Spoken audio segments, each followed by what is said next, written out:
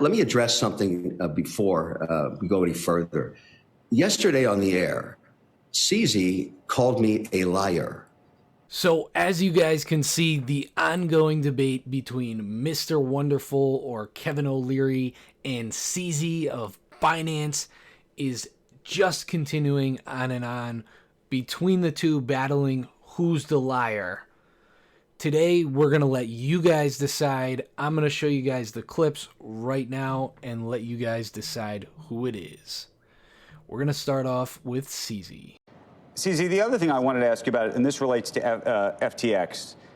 Yesterday, Kevin O'Leary testified in front of the Senate, and he was asked where did the money go, meaning the FTX money. And he suggested that one place that the money may have gone is, in fact, to you. When Sam Bankman-Fried, back in the summer of 21, effectively bought out your stake in the company. How concerned are you that that money will be clawed back? Are you prepared to hand it back to creditors if, in fact, they were to ask? And was it paid to you in U.S. dollars, in some other kind of currency? Well, first of all, I think Calvin O'Leary, he's making a bunch of nonsense claims, and they don't make sense. They don't make any logic. He shouldn't be making those claims as a celebrity investor. I'm actually very surprised that he's able to omit a lot of different things and make some really specific, targeted things. For example, in that interview with you guys, that in the same interview, he said the entire record from his account on FTX, the entire records are gone. He's not concerned about that. He just picks up the phone and calls SBF. He's not concerned about the fact that the platform records for users are gone. He's not concerned about other users. How many people can pick up the phone and call SBF? And he says he was talking with SBF up until the point that SBF was arrested. Yeah, that's an indicator of a very special relationship. Yeah, I see your point, and I don't think the problems that existed at FTX were simply any back and forth between your two firms. It definitely led to the disclosure that there had been money that was taken, but that disclosure raises lots of questions about firms like yours. Have you done the same? Has there ever been commingled funds? Have you ever taken any of the clients' funds and done anything with them? And again, why should we believe you? Because Sam Bankman-Fried told everybody, no, that hasn't happened. And he tweeted a lot of the same stuff that you've been tweeting in recent days, which I think gets back to this idea of show me the money. Yeah, so let's get back to show me the money part. So Calvin omitted the fact that there's no records. That's not a problem to him. So he just want to talk to Sam and believe whatever Sam says. He doesn't want to look at the records. And if you look, and he wants to omit all the small spendings, $50 million, $200 million. $200 million is small spending. That's very convenient. He says he didn't know that Binance was a shareholder of FTX. So he invested in FTX without looking at the cap table. But he was very specific in the way he counts for a transaction 2 years ago. So that's kind of contradictory. So I think Calvin's a liar. So I think he's lying about a bunch of stuff. So that's his problem. To us, we want to be transparent. We want to set the golden standard for reliability, solidness in this space. So do it. And So as you guys can see, CZ just came out and said it in the end that Kevin is a liar, and some of this stuff is just pretty funny. But I want to take away a few key points from this video. Some important points that CZ made is that Kevin just called up SBF, and to be able to call up SBF, I mean, it just goes to show, like, what kind of relationship did you have with this guy? You must have been pretty close, and you didn't know what's going on. Like, for me to call somebody up, I got to know who they are. So I think that was kind of his point and where he was going with that, as well as Kevin O'Leary not caring about you guys losing your money in FTX. He doesn't care about that. He cares that he lost his money, his reputation's on the line because he promoted FTX.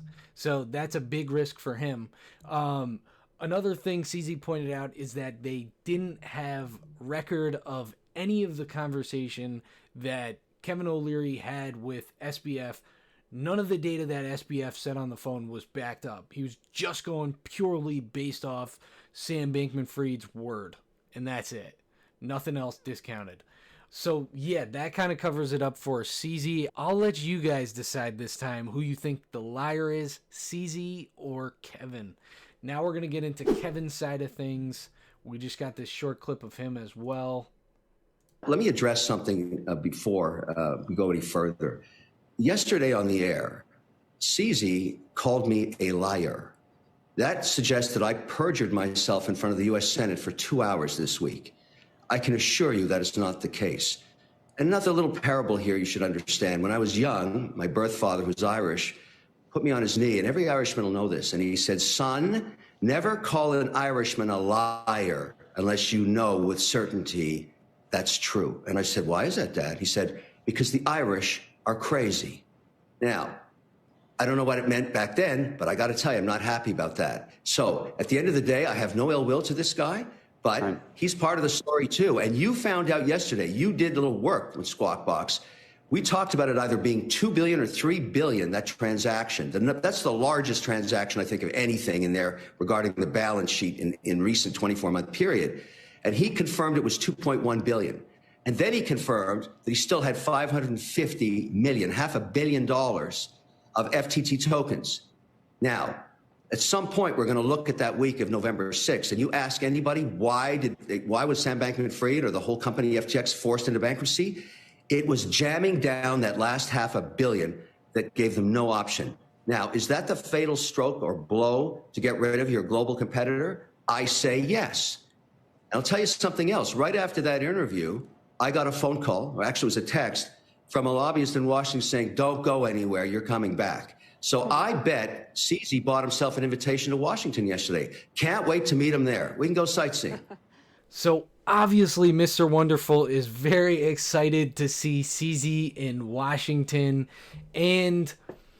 But no, the key takeaways of this is that Mr. Wonderful was talking about how there was a buyout between Binance and FTX, because what Mr. Wonderful was saying is that SBF told him that the KYC was getting jammed up everywhere that FTX went.